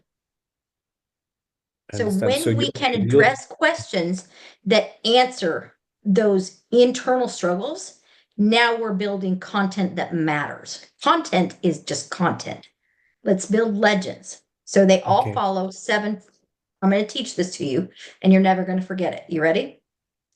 Think of your favorite bedtime story, your favorite movie, or your favorite piece of literature. Any of them. Tell me when you have Literature, you said? any piece of your favorite literature, your favorite bedtime story, your favorite movie. Whatever speaks most to you, pick it. Done. You have something in your mind? Movie? It works. Just pick one. Yes. You want me to Okay. share a movie? I want you to think of it. I'm going to share the formula. You see if it matches. So your job is to prove me wrong. Ready? Once upon a time. Every last story starts with that, right? Mm-hmm. So you got Mm-hmm. landscape, enemies. There's got to be a bad guy. There's got to be a problem. There's got to be something that you have to address or defeat. A dragon. So once upon a Mm-hmm. time, there was a dragon. Chapter 3, a great hero was called to slay the dragon. Mm-hmm. Got to be a hero. Where most people mess up is they try to be the hero. Instead of identifying the hero. They try to label themselves as the hero. That's a fatal error. You're not the hero of everyone else's story. You should be the hero to your own story. And we talk about a personal legend where you become the guide to your heroic self. But for the most part, your role is that of guide. So, chapter 4, the great hero relied on an essential guide to give them a new path, a new weapon, a new way of thinking, a return to old ways of thinking that they might have forgotten. But they instruct them and they give them wisdom and assistance, guidance, right? Chapter 6, often forgotten, dangers, the forewarnings. So the worst thing you can do to a hero is put rose-colored glasses on them and send them on their way. Because they miss the snakes on the road, the landmines, the things that get in the way that seem like they're little, but end up costing them the fight with the dragon because they never actually make it down the road. Chapter 7, all stories that we remember and the same. And they all lived happily ever after. There has to be a success. There has to be something that you're fighting for. Wars are fought to get the happily ever after that we seek. Religions are all based on what is the happily ever after? What is the end game? Why do I fight so hard for this? If you can find those 7 elements within your own story and then in the story of the heroes that you serve, now you're speaking truth. That triggers an emotional, biological, and sociological reaction in your gut. You instinctually believe and know that to be truth. How'd I do? It was amazing. I'm just thinking, will I be able to? I was focusing, but I didn't grasp it all. Could I listen to this recording again? Absolutely. Please, I'll remember that this is about a 2 cast. Oh, Okay. So I'm going to give you the formula. Have you got the movie in mind? I Think have the through the movie in mind. plot for a minute. You Mhm. got it? I know. Yeah. It should follow this formula. Once upon a time, what is the landscape? Who, what, where, when, how? There was a Hmm. dragon, an enemy. A Hmm. great hero was called to fight the dragon, to Hmm. defeat the enemy, to save the Hmm. day. Chapter Hmm. 4, an essential guide was called to support and guide the hero. The essential guide provided the hero with a new path, a new idea, a new weapon. The guide gave the hero knowledge of the dangers in the path so that he or she would be prepared to deal with the challenges getting to the dragon so that they're able to face the ultimate enemy. Chapter 7, they all lived happily ever after. Success. Does your Hmm. movie follow the formula? Yes. Do you see why, regardless of, so I've done study of folklore in as many tribes as I can find. Like the Siberian one was a new one, but it still matches the formula.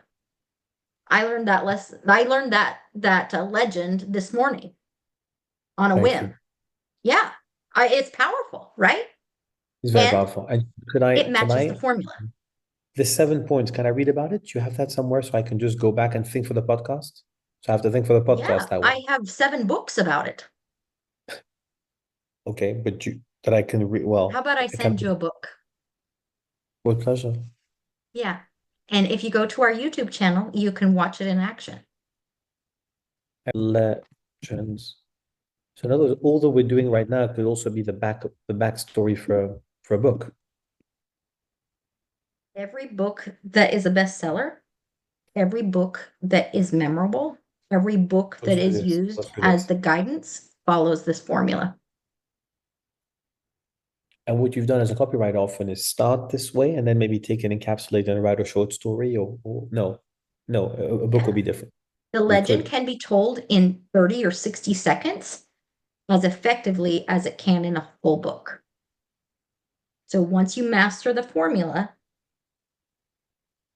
the actual words, if they follow that flow and you Hmm. lead with your intention, it will communicate with the same. So Hmm. one of our excursions into knowledge is about adaptogens, but we paint it as who is the hero that adaptogens serve? Well, it serves a population of people that have forgotten how to adapt. Our bodies have been inundated by too many signals, by too many chemicals, by too many pharmaceuticals, and it's dulled our senses.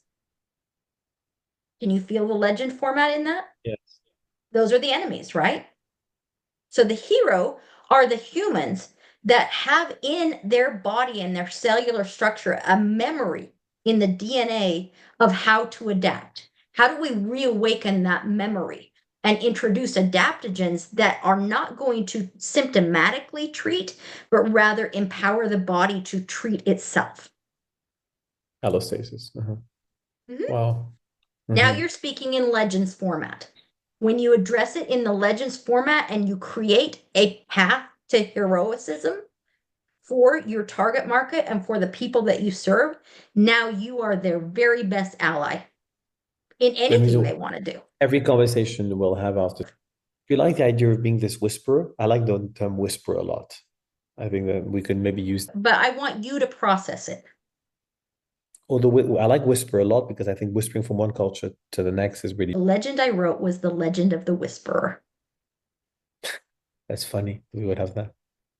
Oh, wow. So we I'll could, show it to you sometime. It's an illustrated legend and it talks about as consultants and guides to great leaders that we whisper. We whisper I'm and we excited. share knowledge. So could we use that again? But I mean, Both. I do think a little book on myths could be interesting. Myths or I mean, something a little, because I mean, it could be health myths, nutritional, something small, more like a Oh yeah. manifest, a bit like Karl Yeah, Marx. I'd like to have a little manifest of hologenerative medicine or I something, would love something, that.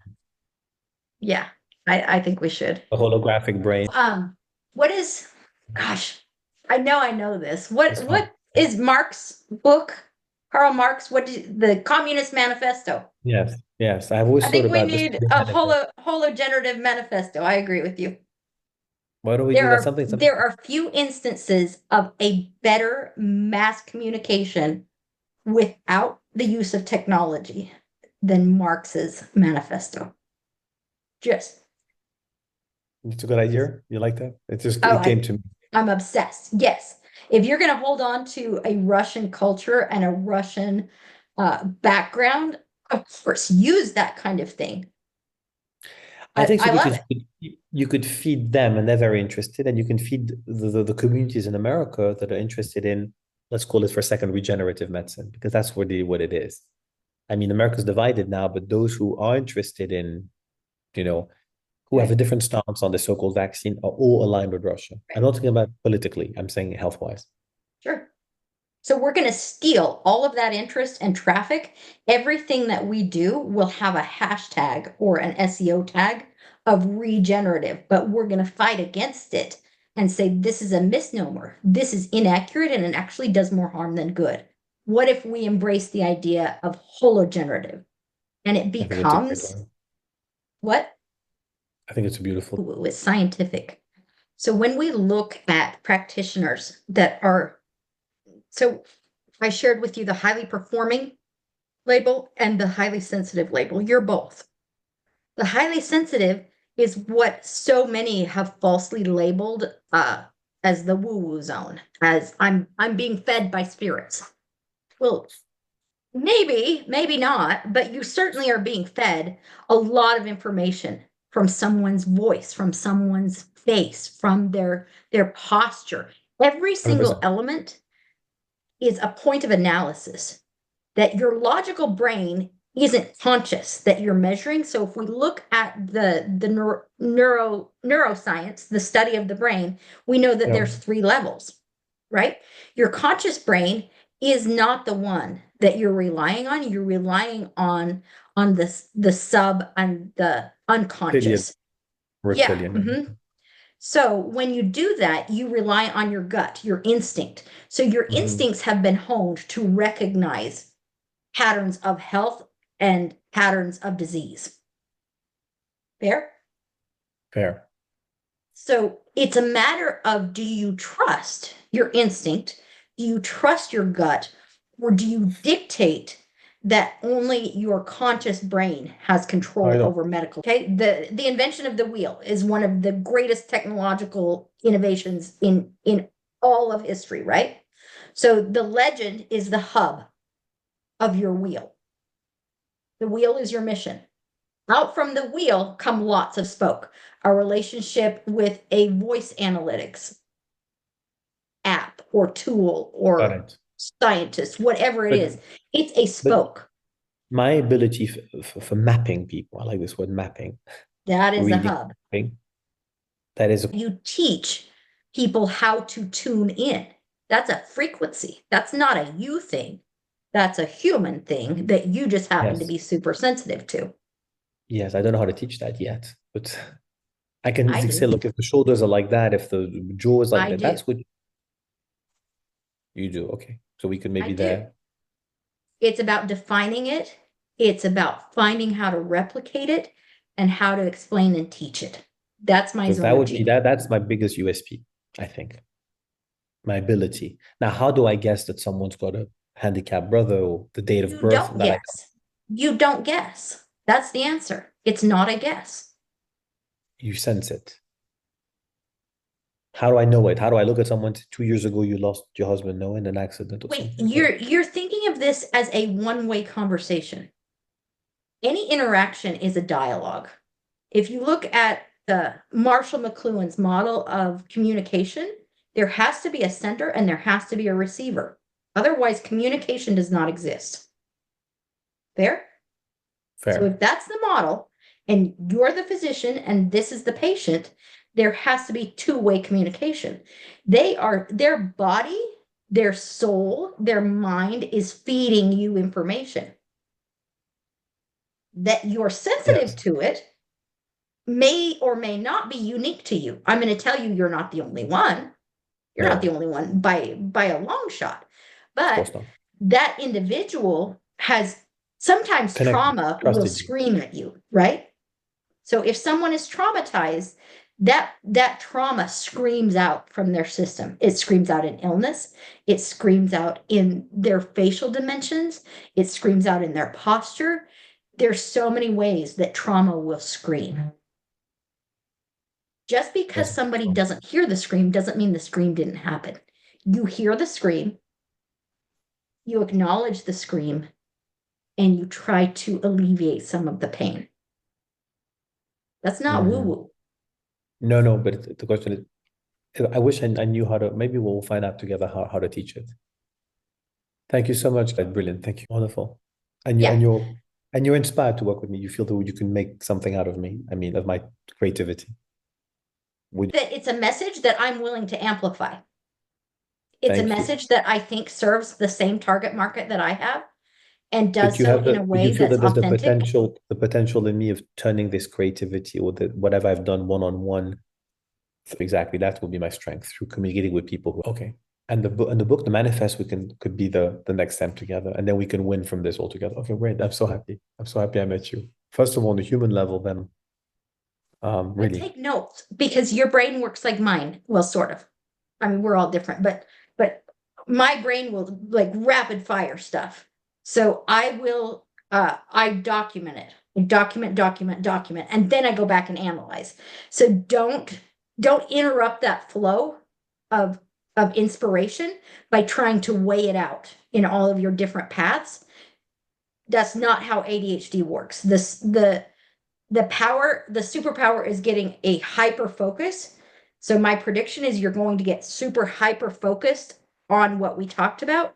Don't disrupt that flow, Okay, I but won't. So record I'd it. like to listen to it again to understand the paths. If you the seven, so I follow the Definitely, and definitely. then pitch to But you why the but you do that. okay the whisperer. Yeah, Okay, absolutely.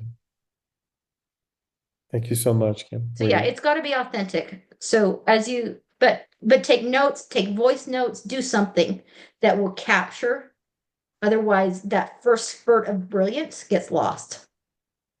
Okay, so I'll have my maybe my audio notes and then I can share them with you. Yes. Yes. The audio notes, I can do that as well. Audio notes. Okay. Mhm. Yeah. Okay. Okay. Thank you so much. You're And welcome. I'm okay. Thank you. Welcome. Bye-bye. Speak to you very soon. So I'll wait to hear back from you and Okay. I'll do my thank you so Okay. much.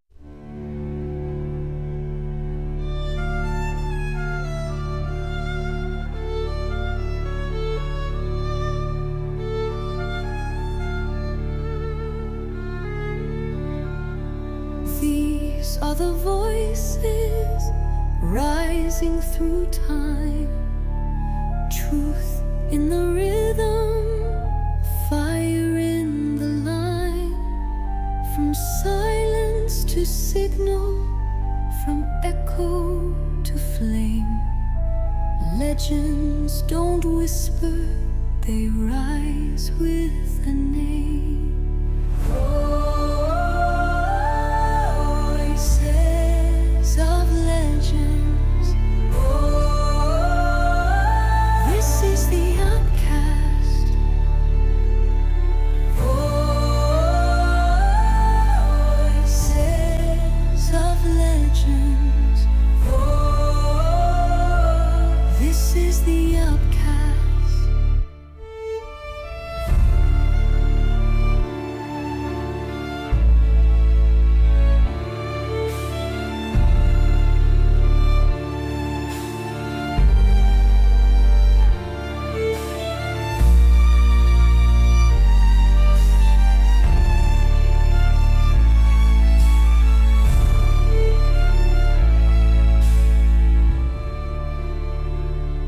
Voices of legends. This is the upcast. Voices of legends. This is the upcast. Voices of legends. This is the upcast.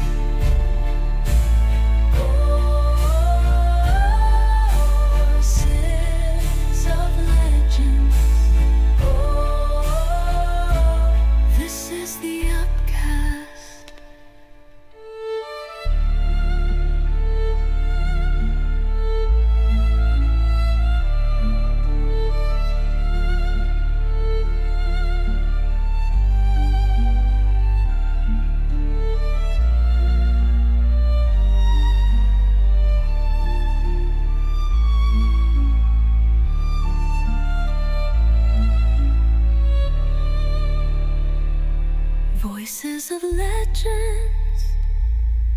This is the UPCast. Voices of legends. This is the UPCast.